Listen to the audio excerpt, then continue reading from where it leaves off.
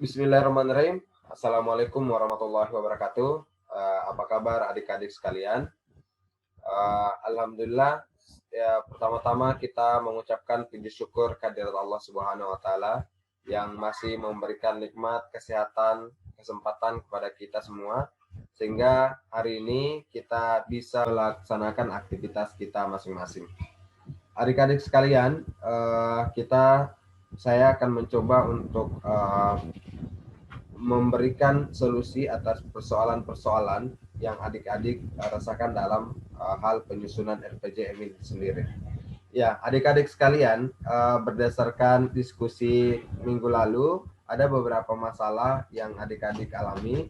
Dalam hal ini, antara lain masalah dalam penyusunan visi, penyusunan misi, penentuan program kerja, apa saja yang harus dimasukkan agar sesuai visi dan misi, kemudian model matriks, anggaran tiap kebijakan, penyusunan tujuan, indikator, target, dan visi dan misi.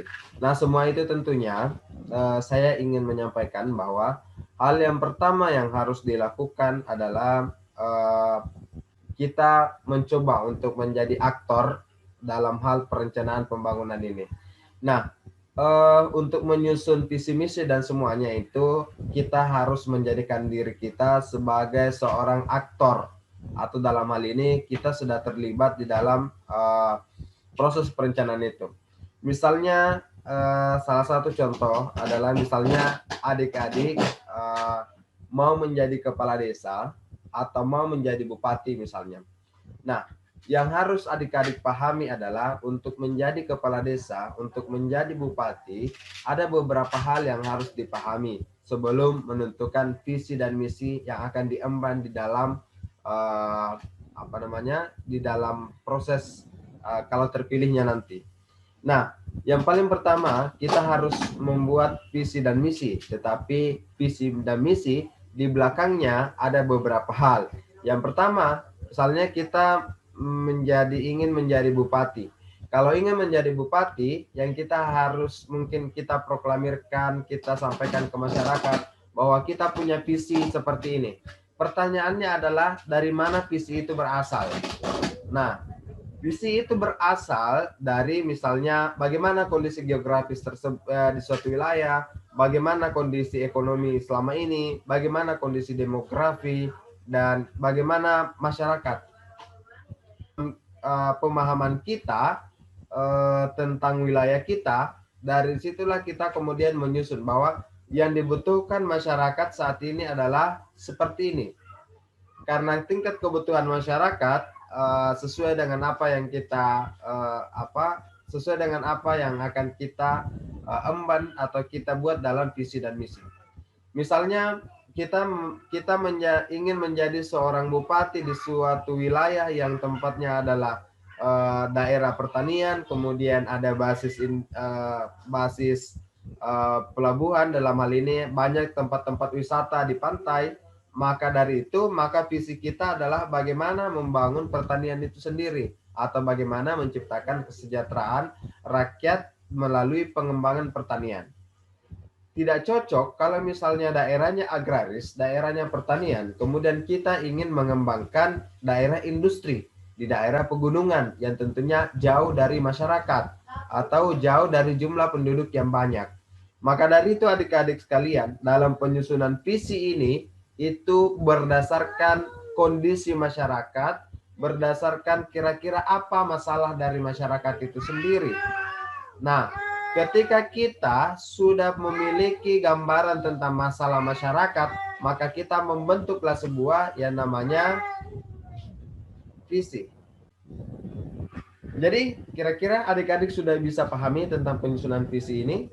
Jadi, saya ulangi lagi, visi itu diambil dari masalah masyarakat yang berdasarkan kondisi geografis, ekonomi, demografi, dan lain-lain sebagainya. Nah, setelah kita menentukan visi, kemudian kita lanjut pada penentuan misi. Apa itu visi sebenarnya? Visi adalah tujuan kita membawa kemana ini daerah yang kita pimpin. Kita mau bawa kemana desa yang akan kita pimpin. Kita mau bawa kemana kabupaten kota yang kita pimpin. Itu adalah visi. Setelah visi itu kemudian kita bentuk yang namanya misi. Misi itu apa adik-adik sekalian? Misi adalah langkah yang diambil untuk mencapai tujuan itu. Nah, dari misi itu kemudian ada turunan ke bawah yang namanya program. Program itulah yang akan mendukung misi itu sendiri. Nah, setelah program itu kan kita berbicara pada anggaran. Kita berbicara pada anggaran dalam hal ini limit anggaran, berapa biaya yang bisa digunakan. Nah, adik-adik di dalam penyusunan perencanaan ini, silakan adik-adik mungkin membuat perencanaan, misalnya kalau mau skopnya desa, ambil analisis di desa masing-masing misalnya, jadikan desa masing-masing itu adalah sebagai analisis untuk menyusun visi. Atau dengan cara lain adalah anggaplah adik-adik semua ini adalah calon kepala desa. Analisis masalah yang ada di desa, kira-kira apa yang dibutuhkan masyarakat. Kemudian susunlah sebuah visi untuk menjawab apa yang menjadi kebutuhan masyarakat itu sendiri. Nah, ketika visi diketahui, sudah dibuat bahwa adik-adik punya rancangan masa depan desa tersebut. Visinya adalah mau dibawa kemana desa tersebut. Kemudian misinya adalah apa yang adik-adik lakukan. Ada misalnya dalam secara garis besar. Misalnya di desa itu adalah desa yang berada di pegunungan, kemudian daerah dingin, kemudian berbasis pertanian. Jadi salah satu contoh visinya adalah membangun desa yang berdasarkan, saya ulangi, membangun kesejahteraan petani desa A. Jadi misalnya begini. Terus bagaimana langkah-langkah membangun kesejahteraan petani? Nah, misalnya secara umum masyarakat yang ada di daerah tersebut adalah petani.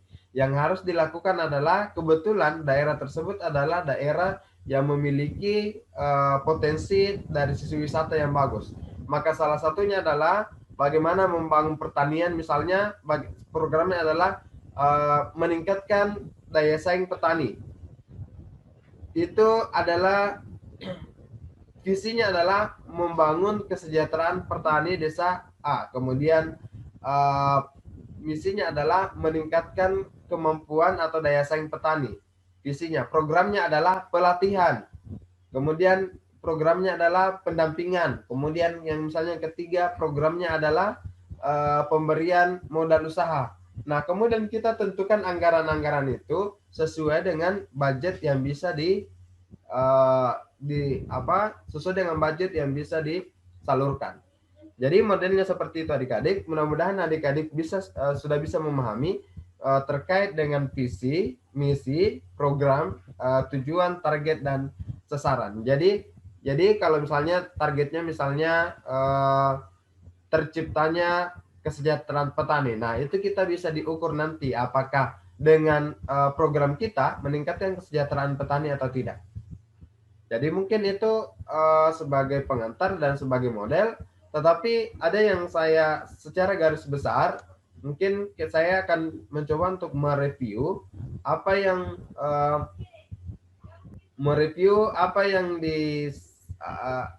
pada aplikasi dokumen perencanaan yang ada di Provinsi Sulawesi Selatan. Materi ini saya sudah berikan pada waktu ekonomi perencanaan pembangunan, di mana di dalam materi ini waktu itu kita sudah membahas tentang aplikasi perencanaan. Ya. Oke, adik-adik sekalian, di sini mungkin secara garis besar ini adalah aplikasi perencanaan Provinsi Sulawesi Selatan. Jadi pada hal yang pertama itu pada pendahuluan itu mengisi tentang latar belakang, kemudian dasar hukum, perundang-undangan, kemudian peraturan nasional, kemudian hubungan antar dokumen, itu yang dibahas pada pendahuluan. Kemudian ada maksud dan tujuan. Tapi mungkin adik-adik tidak perlu serinci ini. Nah, maksud dan tujuan RPJM itu adalah misalnya kenapa dokumen ini dibuat untuk menyediakan rumusan kebijakan, dan lain sebagainya. Oke, kita fokus pada, nah, sebelum kita masuk pada visi dan misi, yang harus kita ketahui sebagaimana yang saya sampaikan tadi adalah bagaimana menentukan aspek-aspek yang ada di dalam masyarakat. Maka dari itu adik-adik sekalian, saya mengatakan bahwa kalau untuk menjadi bupati, untuk menjadi kepala desa, yang harus dibutuhkan terlebih dahulu adalah pemahaman kita tentang daerah kita sendiri. Nah, apa masalahnya di daerah kita, apa masalah yang dialami oleh masyarakat kita. Yang kita lihat adalah pertama aspek geografi dan demografi. Letak wilayah kita, letak yang akan kita pimpin itu ada di mana? Apakah daerah pegunungan, daerah pantai, atau daerah seperti apa? Maka di situ dibutuhkan aspek geografi dan aspek demografi. Kita tahu demografi itu adalah kependudukan. Kependudukan itu tidak hanya berdasar pada jumlah penduduk, tetapi misalnya penduduk juga kita akan lihat bagaimana rata-rata tingkat pendidikan masyarakat itu. Bagaimana usia kerja pada masyarakat itu, berapa masyarakat produktif dan berapa masyarakat yang tidak produktif. Kemudian aspek sosial masyarakat, bagaimana aspek pelayanan umum saat ini. Kemudian bagaimana daya saing daerah. Hal-hal seperti inilah yang menjadi acuan awal untuk menentukan visi dan misi. Kalau adik-adik adalah seorang bupati atau misalnya kepala desa dalam skop yang kecil. Nah, di sini ini kemudian kita terkait dengan RPJP.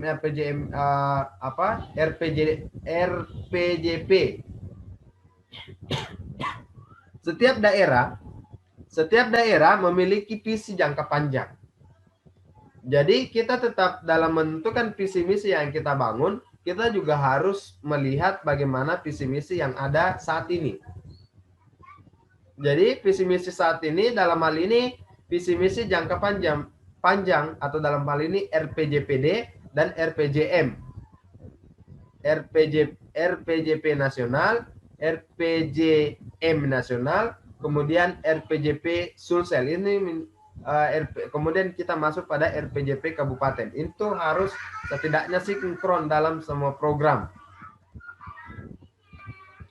Nah, selain dari sebelum dalam penyusunan keuangan itu, penyusunan RPJM, kita juga lihat bagaimana kinerja keuangan masa lalu, kebijakan pengelolaan keuangan masa lalu, bagaimana kerangka keuangan masa lalu, gambaran pengelolaan keuangan daerah, serta kerangka pendanaan. Ini untuk menganalisis berapa potensi dana yang kita bisa kelola dalam hal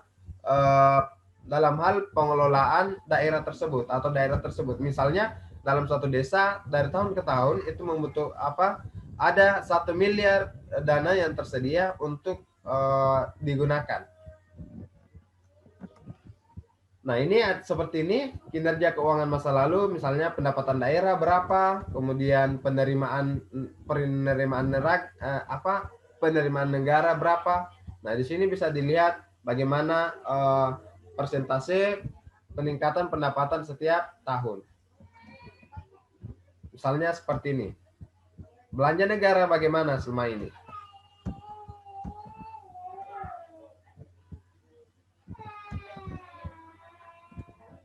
Ini kebijakan misalnya bagaimana belanja daerah, kebijakan, kinerja keuangan masa lalu, bagaimana neracanya, kemudian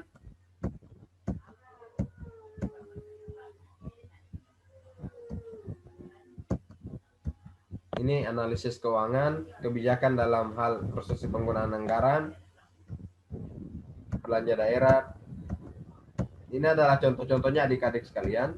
Jadi kita bisa tetap lanjut saja terus. Nah, setelah itu kemudian kita mengambil yang namanya permasalahan pembangunan, kemudian ada isu strategis regional dan global, kemudian ada standar pelayanan minimal. Nah, misalnya permasalahan pembangunan pada aspek kesejahteraan, yaitu pemerataan, kesejahteraan pendidikan, kesehatan, seni budaya, kemudian ada urusan layanan wajib dan lain sebagainya. Permasalahan pembangunan, aspek daya saing daerah, dan sebagainya. Isu global dan isu strategis. kita lihat bagaimana perubahan iklim, bagaimana kita merespon di dalam setiap kebijakan isu global, kita masukkan di dalam program-program nasional kita. Nah, setelah itu, setelah kita mengetahui berbagai persoalan demografi, geografi, persoalan keuangan masa lalu, potensi pendapatan, semua itu kemudian menjadi akar dari penentuan visi dan misi. Maka visi itu jadi visi, misalnya visi Sulawesi Selatan sebagai pilar utama pembangunan nasional, simpul jejaring akselerasi kesejahteraan tahun 2018. Itu visinya. Kemudian misinya adalah inilah apa yang akan dilakukan untuk mencapai visi itu. Kalau kita akan melakukan berbagai hal untuk mencapai visi. Nah, adik-adik sekalian, untuk pencapaian visi ini dilakukanlah dalam bentuk misi. Kemudian dalam bentuk misi ini setiap satu poin misi ini, maka dibutuhkan berbagai macam program. Nah, di sini ada namanya tujuan sasaran, misalnya mendorong semakin berkembangnya masyarakat religius dan kerukunan beragama. Tujuannya, tujuan dan sasarannya. Kemudian tujuannya adalah meningkatkan kualitas kehidupan religius masyarakat serta kerukunan intra dan antar umat beragama. Sasarannya terjaminnya keadaan kondusif bagi penghayatan dan pengamalan terpeliharanya kerukunan antar umat beragama. Jadi tujuan sasarannya seperti itu. Tujuannya, sasarannya, kualitas kehidupan masyarakat, kemudian terjaminnya keadaan yang kondusif. Berarti nanti kalau tidak terjamin keadaan kondusif, maka boleh dikata program tersebut gagal misalnya. Nah, jadi model-model seperti itu kemudian nanti kita turunkan misalnya dari tujuan itu ke sasaran, kemudian apa yang kita lakukan, apa programnya yang kita lakukan. Nah, saya kira begitu dulu adik-adik untuk penjelasannya terkait dengan visi misi, program penganggaran. Jadi boleh dikata bahwa kalau maksudnya sudah masuk pada matris, kemudian apa sih tujuannya? Tadi tujuan, apa indikatornya? Dibuatkan indikator bahwa indikator kesejahteraan itu indikatornya adalah kondusif, keadaan kondusif. Itu tidak ada pertentangan antar umat beragama. Kemudian targetnya juga demikian. Jadi saya kira cukup sekian adik-adik. Terima kasih. Mudah-mudahan bisa dipahami. Assalamualaikum warahmatullahi wabarakatuh.